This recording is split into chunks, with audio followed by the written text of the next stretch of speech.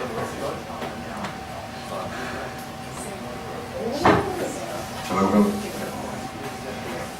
Good afternoon. Hello. Good afternoon. Welcome to the monthly meeting of Net Impact. We just had, for the last few months, we've introduced field visits. So we visited last week. Actually, we visited the Almari Watergate. Some of you joined us, and we'll continue to offer those approximately once a month. Not as regular, we can't really say for sure it's going to be like our meetings every third Thursday. This really depends on the availability of the host. But we do have something lined up pretty much every month, apart from April. So do join us when you can. You're on the main mailing list. So because you're here, I assume you don't hit delete right away. All right. But today we're very, very honored to have David Lyman, the Chairman and Chief Values Officer of Tilleke and Gibbins here to speak to us. Who is Tilleke Gibbins? What? Who is Tilleke Gibbins? Who is Tilleke and Gibbins? Exactly. I'm coming to that. Tilleke and Gibbins, of course, is Thailand's oldest law firm. And David is a lawyer, Chairman and Chief Values Officer of the company. He graduated from Duke University and Hastings College of Law in San Francisco. He served in the U.S. Navy as a submarine officer before returning to Thailand to join the firm. He's the author of Lyman's Law for Lawyers and Everybody Else Too, which you'll have a copy here. And also a member of the American Chamber of Commerce. He's also at the what? Board of the American Chamber. On the board. Sorry, the text I was given is erroneous. He's on the board of the American Chamber of Commerce. Not erroneous, just incomplete. Incomplete. Dealing with lawyers.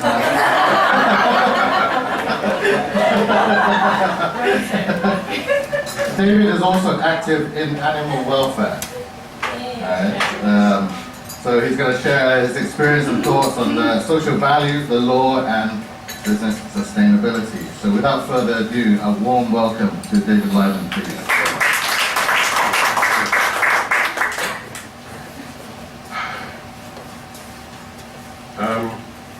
I'm going to talk to you today about a number of things, but principally is Chief Values Officer. I'm sure most of you do not know what it is, but there is a card here which defines it, and we'll go through and read it. Chief Values Officer, and dealing as a leader of your organizations with the rapid pace of technology, and where is it going, and how do you maintain stability, human values, culture. I don't have answers. What I intend to do is to pose questions. And it's going to alert you as to what happened, and you're going to have to figure out the answers for yourselves. Now, in some respects, given the nature of this audience, I feel like a minister, and you're in my congregation. It is not that you're all sinners. I'm not suggesting that. Well, I'm sure one or two of you are, but never mind. Me included, of course. But as I say, I'm kind of preaching to the converted here, because pretty much all know the subject matter. And all I'm trying to do is just kind of tie it all together for you. All right, let's go through the definition of Chief Values Officer. It's on the card. It's also in the book. Let me read it, because everything I'm saying is going to be aimed at this whole concept. Now, the concept of Chief Values Officer is not mine. It belongs to a man by the name of Claude Samaj, who was a managing director of the World Economic Forum and a good friend. I used to go to the World Economic Forum in Davos until it got too expensive. And he came up with this concept, as I will explain to you, as a result of corporate scandals. The definition is mine. So let's go through the definition. Read as follows. In this age of amazing technological advancements, broadband information overload, anxiety, turmoil, extremes, diversions, and hope, a chief values officer, or CVO, of an organization is the guardian of that organization's values and virtues, its culture, its spirit, its integrity, its ethical principles and moral foundations, and promotes adherence thereto.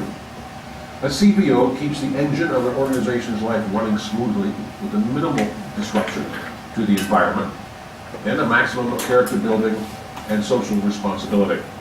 A CVO nurtures relationships and preserves the vital interests of all stakeholders of the organization within its immediate sphere of influence. A CVO is charged to keep the human side of an organization functioning on the course of honest, wise, responsible, legal, and accountable business and professional practices, and in compliance with community standards and the organization's or accepted sectorial codes of conduct. Now that's a lot to absorb in one sitting. That's why I've given it to you on the card, which you will carry with you, and it's in the book, and there'll be a quiz in the book on about Thursday next week. Values. By the way, almost everything I've got here in my slides, you can find on the internet. An astounding source of information which didn't exist when you and I were growing up. Think about it. All right, I just go onto the internet, I did Google, values and ethics, and went to images. And it came up with this, and it goes on and on and on and on and on. Because the information is there. Why aren't there CVOs in organizations? And I was just talking with Nick about this before lunch. And basically, the problem is this. As we get older, we start out, we're very idealistic, and we get older, we go into the business world or wherever the world we're getting into, and we get diverted, and our interest in values and in integrity and in doing what we're doing and so on drops as we get older. This is the ideal. This is what the CVO should try and maintain within his own organizations and certainly within himself or herself, as the case may be. Keep up the idea of caring.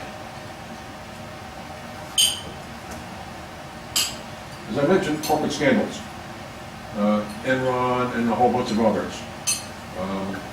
Why did they happen? Well, for a variety of different reasons, principally greed, power, money. And without having corporate values that people could hang on to and refer back to and so on, the whole list of corporate scandals is in Wikipedia. I won't go into the details of them here. You can all know for yourself. I mentioned greed, power, and money, and this is a political cartoon that appeared earlier this month. I think it speaks for itself. And this is why corporate scandals occur. All right, I mentioned in the definition about the corporate codes of conduct. And again, going to the internet, I came up with the ILO corporate codes of conduct. It's very, very good. It goes on for many pages, but take a look at it. If you're trying to develop codes of conduct, compare yours to what others say should be included in the corporate code of conduct. And I'm sure Sid has a course in this, right? Should be. CVOs are leaders. I'm not going to go into a leadership discussion here, but one of my favorite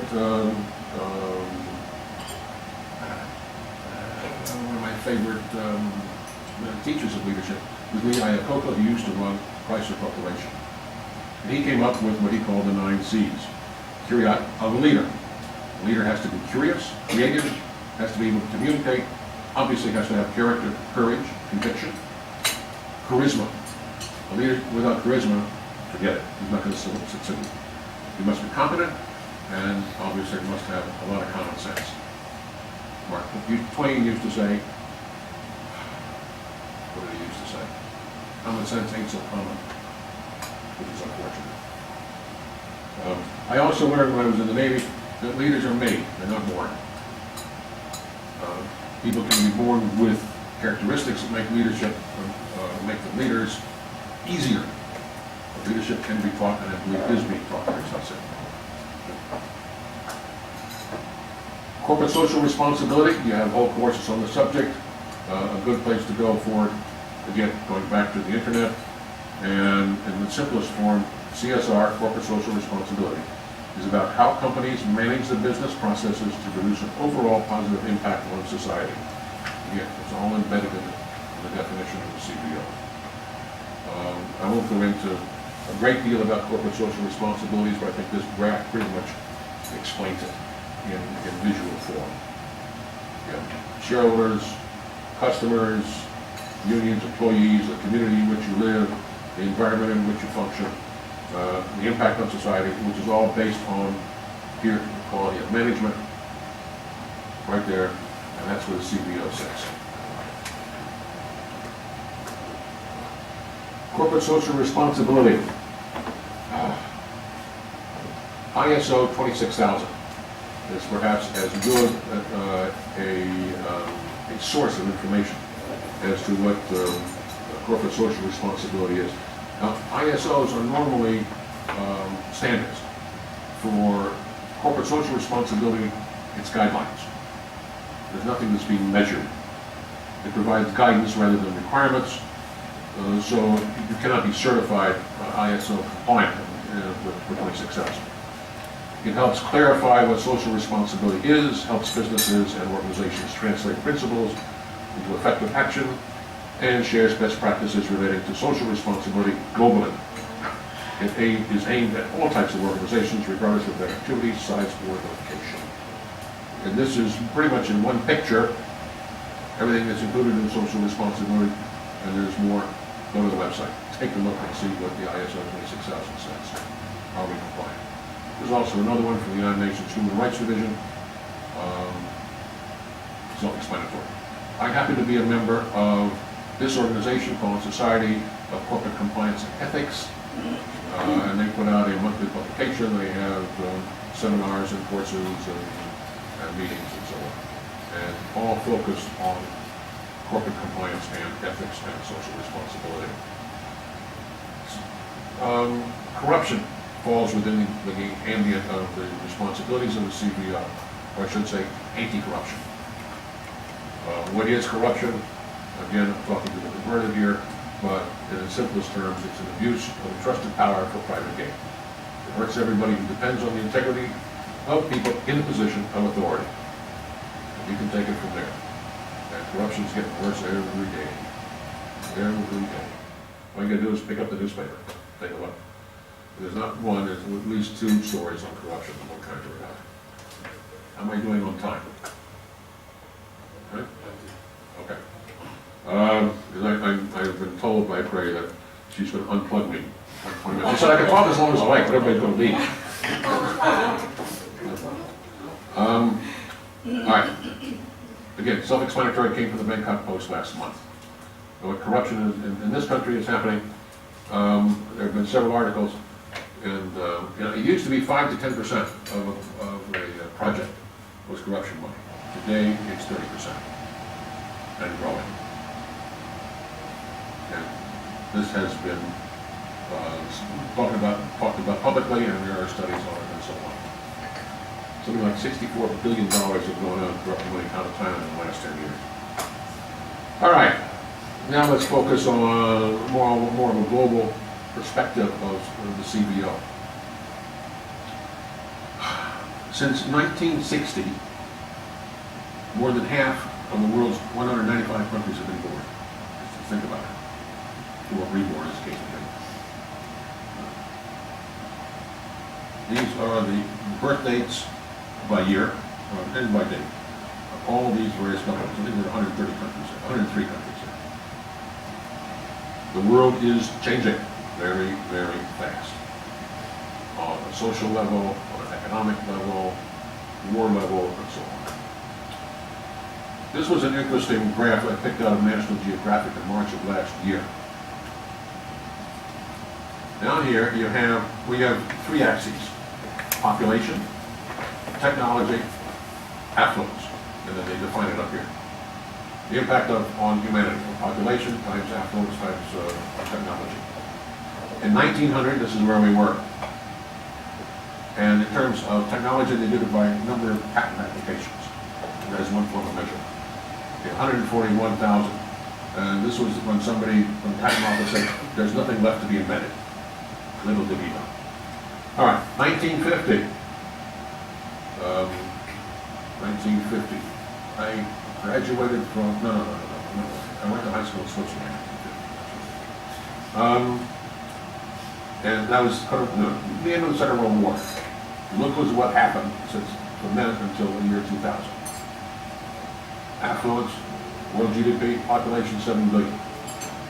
I'm going to talk about population in a minute here, but the population of the world is increasing, and it should go up to about 9.1 billion, I think, in the next 30 years, or thereabouts. Not sure what that means. So, this is the impact of all this development on the CVO, on all of us as individuals. The CVO is responsible for keeping everybody on even keel, keeping their organizations on even keel.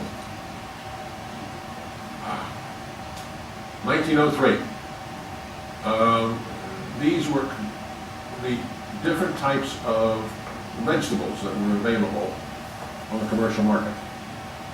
Now, there are seed banks both in the United States, and I know there's one in Scandinavia. I think the Norwegians keep one up in Pittsburgh. This is what's left. This was in 1983. God knows what it is 20 years later. 30 years later.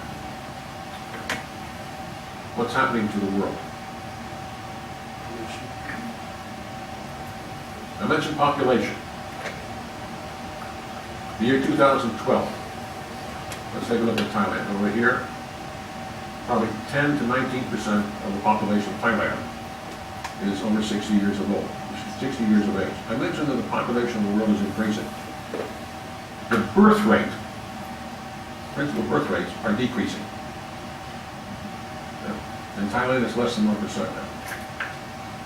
Right? You work for BHI? Really?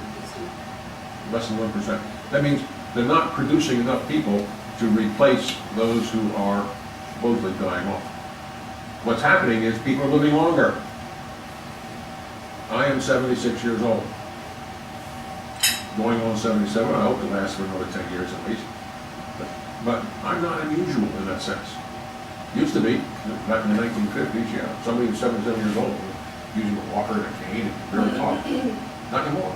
Advances in medical technology, healthcare, exercise, diet, forget diet. Anyway, so this is 2012. Okay? 2050. Over 30% or over of the population is going to be 60 or over. Who is going to pay to keep these people alive and going? Already today, this problem is in the United States and in Europe. There aren't enough young people paying for the old people. Where's the money coming from? I don't have the answer, but this is what's going to happen. Somebody's got to figure out that answer. Hopefully you and some of your students are going to graduate from here. All right, Thailand, this is, forget that chart for Thailand. This one, as you can see, Thailand has a negative growth rate in terms of new births. The green is people age 60 or over, 65. What's happening? For those of you who want to live long, you've been born in the right time. Environment. And interesting, I have two quotes from Al Gore, who's Mr. Environment. Take a moment to read it. Let's read it together. The American networks, that is the radio, television, and so on, they won't cover climate change. It's changed a little bit after the superstorm Sandy, but not much. It's almost like a family with an alcoholic father who flies into a rage at the mention of alcohol or his problems. And so everybody in the family learns to keep quiet and don't mention it, the elephant in the room. Let's just don't ever say it. Okay? But people don't talk about climate change. in the sense of what can we do about it, how do we stop it, what's really happening. Second quote. We've had disasters relating to climate, one after the other. $110 billion worth of climate-related disaster damage last year. This is a quote from this year. Completely blowing away the previous record. Half of the North Pole ice cap melted last summer. And Superstorm Sandy devastated Manhattan and New Jersey. And all the while, we had a presidential campaign with more debates than ever before in history. And not one single reporter asked a single question in any of the debates of any of the candidates about climate crisis. That's pathetic. It really is. These are words sweeping under the carpet. Don't talk about it in polite company. Well, Time magazine in December of this year had this on the cover. Maybe it's more than that. What's he going to be faced with in terms of the diseases and so on. Again, don't have the answer, but hopefully there are going to be cures found for many of these problems. Now we get into kind of the real meat of what I wanted to talk about, technological development. I'm sure most of you have heard of Moore's Law. Anybody not know what Moore's Law is? Gordon Moore, the co-founder of Intel, back in 1965, looked at what had been happening since about 1958, and he found, in simplest terms, that the number of transistors that you can put on a chip, any size chip, just keep it standard. Let's say this is a chip.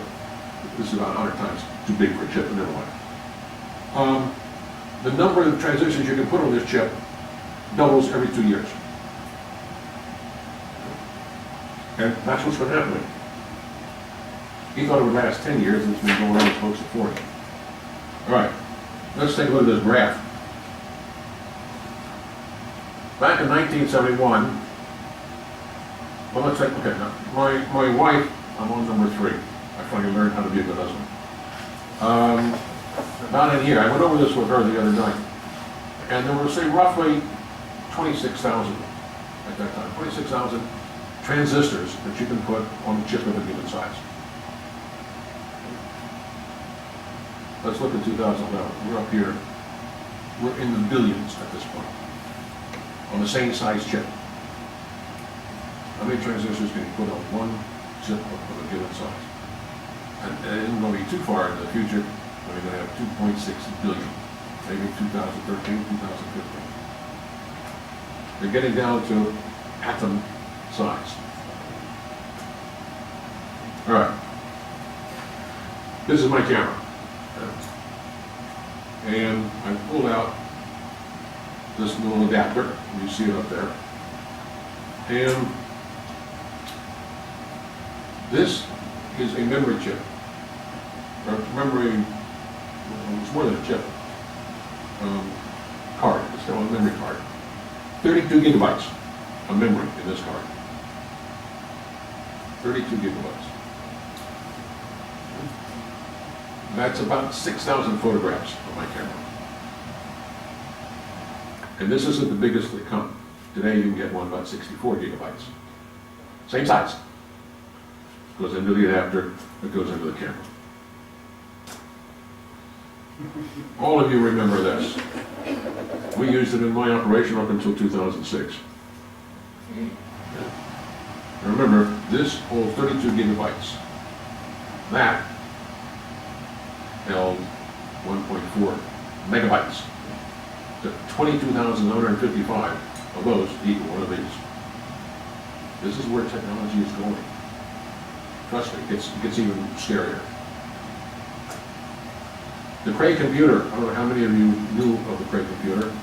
At its day, I think probably even still today, it's one of, in its day when it was founded, 1975, it was the fastest supercomputer in the world. It had a memory of 9.6 gigabytes. This is 32. $8 million. $8.8 million. And you get into your iPhones, and that has, nowadays, 64 gigabytes, and it costs $850. Now, the cost of producing these goes up as exponentially as the number of transistors you can put on one chip goes down. When I started out with computers in my office here, the old Wang word processors, we used these 8-inch discs. And then we shifted back in 1976 to the 5¼ inch discs, and they could hold, well, it started out at 100K, and they finally got up to about 1.2 million. And then we saw the floppy disks, or the 3.5-inch floppy disk, which I'm sure some of you still use today. Maybe. Maybe not. I still have some, and I still have data on them, and I have to get a separate reader, because now the computers don't come with with the disk drives. All right, let's get into CDs. 700 megabytes for a CD, DVD, 4.7 gigabytes, we're getting up there. And this thumb drive here is the one I'm using now, and it has 4 gigabytes. I bought one last weekend for my wife, 64 gigabytes, same size. It said that sometime this spring, it'll go up to 1 terabyte of memory on the thumb drive. Goes fast. Pictures self-explanatory. All that now here, and there's much more here and there. Upwardly mobile. You know, there are more mobile phones in this country than there are people. That's men, women, and children, including, you know, just born babies. So what are we looking at? 2013, we're looking at about 1.5, 1.6 million total. And you get more and more tablets coming in, up in here. And it's still more phones. So people are going to have 2 or 3 phones. Again, my wife, she's got 2 phones. Why the hell she needs 2 phones? I don't know. But there anymore. Oh, I didn't put it up here, a little cartoon. And it says, then, talking about mobile phones, it says, we can even use it to send texts. Why the hell would I send a text to somebody when I can just call them? Today, it says, you can even use it to make telephone calls. Okay. Why the hell would I call somebody when I can just send them a text? Speaking of which,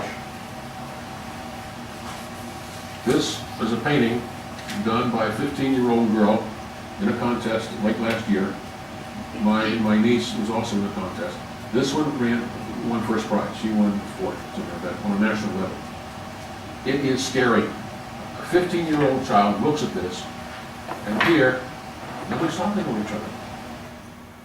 Look at this. This is the maid, and she's texting. You got a tablet down here that's charging. You got a kid over here. Now maybe he's a kid, or maybe he's a father, I'm not sure. Probably a father, and then that's the mother, and that's the daughter. They're texting. Down here, kid texting. Over here, kid on his computer. Another one over here on a computer. They don't talk to each other anymore. You know, when I was growing up, you used to go out and play. You know, you came home when you came home. You know, parents didn't worry about you. You didn't have to wear all the safety stuff and whatever else in it. And you know, as long as you got home before they turned on the street lights, you were fine. Now, scary. A 15-year-old kid is looking at her world, and this is what she sees. I won't go into this, except to say, this is a robot. A child here cannot attend class because he has allergies.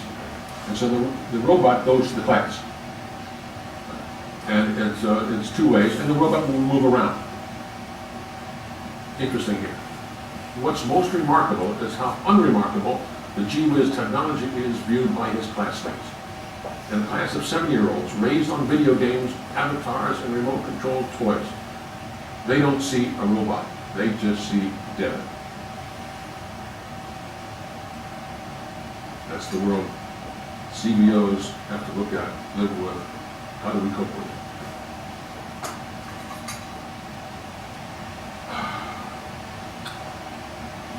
How many of you look at, this is Matrix, okay? If you remember Matrix, the movies. They plug them Plug it in. Okay. This particular article deals with a futurist by the name of Raymond Kurzweil. Raymond Kurzweil came up with, he's a futurist and he's also a man who developed, let me go back. He predicted 2045 as the year that man becomes immortal. Let me define that. It's the year in which Kurzweil said we reach singularity. Singularity is the moment when technological change becomes so rapid and so profound, it represents a rupture in the fabric of human history. He says when man becomes immortal. I say when man becomes irrelevant. Think about it. How do we know? Let's go to this curve. Again, this is an exponential curve following Moore's law. Okay? And if you go back here, you can see that this is the power of computing. This curve is based on the number of million of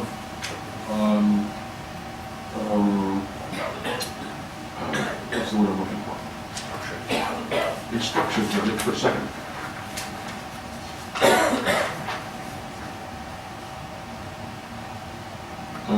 Yeah. The amount of computing power is measured in millions of instructions per second that you can buy for $1,000.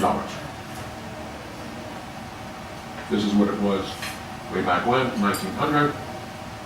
Okay, 1940, Second World War, 1960. It begins to take off in the 80s with the Apple II computer. And you're looking at,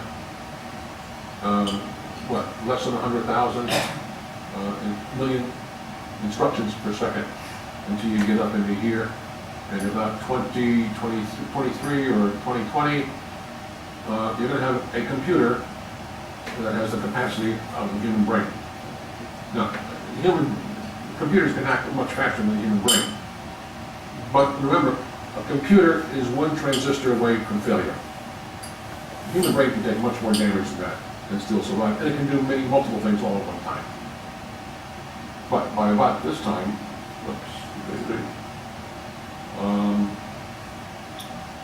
you're going to have a computer that's beginning to have a personality. And by 2045, you're up in here. This chart, by the way, is available. You go to the time site on the internet, you can find it. For February 2011. It's scary. This is when man becomes immortal. When a computer will have the brain power, or the computing power, of all the human brains on this planet.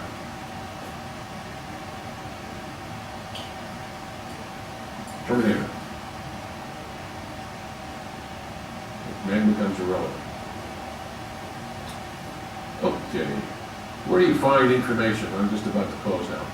I have two sites that I use. This one I use for my homepage, called refdesk.com. It's a great source of where do you find information. There's that one, and then there's this one called CEO Express.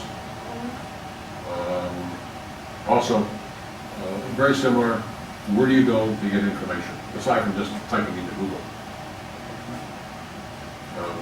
I use these on a regular basis. But let me close with this thought. How will you handle, as a CVO, how will you handle the needs, values, and responsibilities in a world of overwhelming technology? We just progressing exponentially every 2 years. Doubling every 2 years. Now remember, there's millions of people on this planet, billions, live on less than $2 a day. Millions are starving. Are we going to have enough food? Yeah, we're going to end up having enough food, providing we're careful. But how are we going to deal with it? How are we going to deal with all the climate change? You first have to recognize there's a problem before you can solve it. And too many of us don't recognize there's a problem. How many of us recognize the problem that technology is posing for us? Oh, it does great things for us. Yes, but everything is yin and yang. Everything is positive and negative. How do you keep it going positive? In terms of human needs, values, and responsibilities. Questions? Yes, sir. So how does one handle human needs, values, and responsibilities? I don't have the answer. That's up to you. I said, you gotta recognize there's a problem before you can solve it. But for every problem, there's a solution, at least one solution out there waiting to be found. That's what I believe as a lawyer, and that's what I tell the lawyers work for me. They go, what do I do? I says, well, solve the problem. That's what clients pay us to do. So first you can recognize this problem. I'm sorry, I don't mean to lecture, but... No. Not at all. Thank you. Yes, sir. So by this, you don't think that we're beyond the tipping point? No. Not yet. I'm trusting in the human's ability to adapt, which computers don't have. Computers do what you tell them to do at this point. Learning. At this point, but you're right, they're learning. But we can adapt. As individuals, yes. As a race, I'm not sure. Or is it an ethical question that you're posing? The person's not. It's one that scientists, researchers, the business community need to really answer. What is the role of technology in humanity? Yeah. Yes. Or in a human world? Yeah. The human and animal world, don't forget there are lots of animals out there that we're in the process of killing off. Yes, sir. Give us an example or a practical application of what you do as CBO within Tilleke and Gibbins. I mean, is there some way that you impart those values to your lawyers, or that you step into some situation? I understand the question. I'm fortunate that I grew up in Tilleke and Gibbins, and I came up through the ranks, and so I pretty much know the organization. And we're always very careful as to who we hire. I have a sign on my door that says, hire the best, ignore the rest. It's the title of the book. So it starts there, of hiring the right people who are consistent with your sense of what is important, but consistent with your visions and your objectives. So from that standpoint, it's relatively easy. Now, officially, I retired at the beginning of last year, and I have two very effective ladies who've taken over as co-managing partners. And they work very, very well together, fortunately. I spent 9 years looking for a successor, so finally it dawned on me, don't have one, have two. But you got to be sure they work together. And both of these women grew up in the organization. So my job is just kind of to make sure that they don't deviate too far. They're not going to run the operation the way I did. Their values are different, their objectives and visions are a bit different. We're all going essentially in the same direction, but maybe they do things differently than I did. And I accepted that. I knew that would happen. And I told them this was going to happen. And they do things, and I scratch my head, do you really want to do that, or do we not want to do that? But they're doing better than I ever did in terms of, if you're going to measure success in terms of the money coming in and client satisfaction. So, is it my job just trying to keep them on the straight and narrow, but just make sure they don't wander too far. And you have to start at the top. The CBO is at the top. Without that kind of leadership, if it's not going to come from the bottom up, it's got to come from the top down.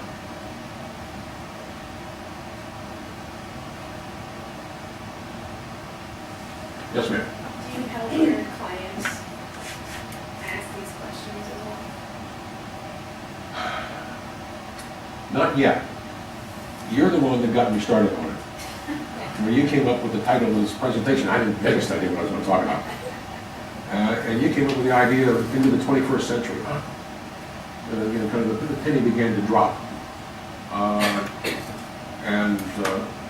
So all this has been developed because of that spark that you created.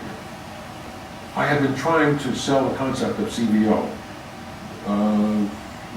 10 years. And everybody looks at the card and, oh, hey, that's a great idea. Okay. Yeah, what are we going to have for lunch? It doesn't stay. It goes back to that initial graph that I showed you. That people are not really interested. There we go. It's a shame. But maybe if I talk to enough SOSN students, net impact attendees, then you take this home and you start to live it yourselves. And then as you develop it, the word spreads. It goes exponentially. You know, 1 tells 2, 2 tells 4, 4 tells 8, and so it goes and it grows. And maybe it won't have the same definition, but the concepts will be there. Hopefully. Sure. Maybe not on the CVO, but on one of the laws in the book, looking at Law 98, love the firm's clients like you love the law. Are there bad clients, and should you fire some clients? Oh, absolutely. Absolutely. Like you love the law, that's law 1. You start out with, starts out, love the law. Yes, absolutely. Some people aren't worth the power to blow them away, and all they're doing is just causing you all kinds of grief. And there's nothing you can do for them because they don't want to hear it, or they don't want to listen to it, or if they do, they don't want to pay for it. Because unfortunately, we're a business as well. If you're what's the word? You know, in the pro bono business, if you will, then okay, you don't expect to get paid for it. But even with those people, you know, we're not preaching religion. You know, we're not looking for converts. We're looking to serve clients. And if they don't appreciate it, what you're doing, or they don't want to pay for it, you don't need them as a client. Let somebody else worry about it. We just fired a client this week, as a matter of fact. No, we didn't fire him, we just didn't take it because we could sense that this was going to be a problem. And you have to devote time and energy and resources to serve clients who aren't going to pay you, who don't care, who don't listen to you.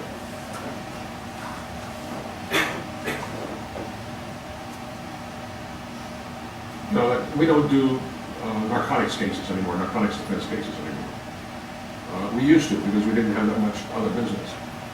But they take a tremendous amount of time, and most of them are guilty as hell, and we feel guilty taking money from them when there's nothing we can really do for them. That's a different kind of client. You feel sorry for them because there isn't anything you can do for them.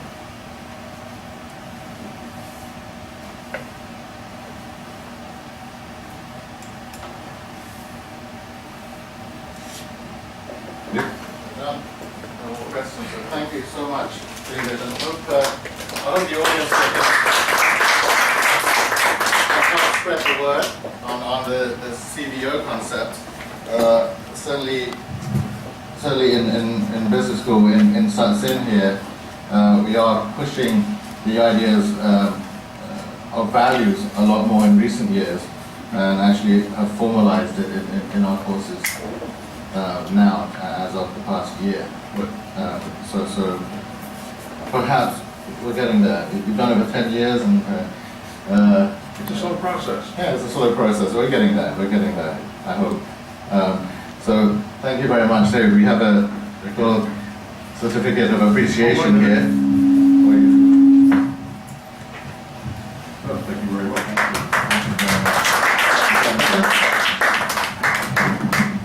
I'm going to hold my tummy in here. I can only hold my breath for so long.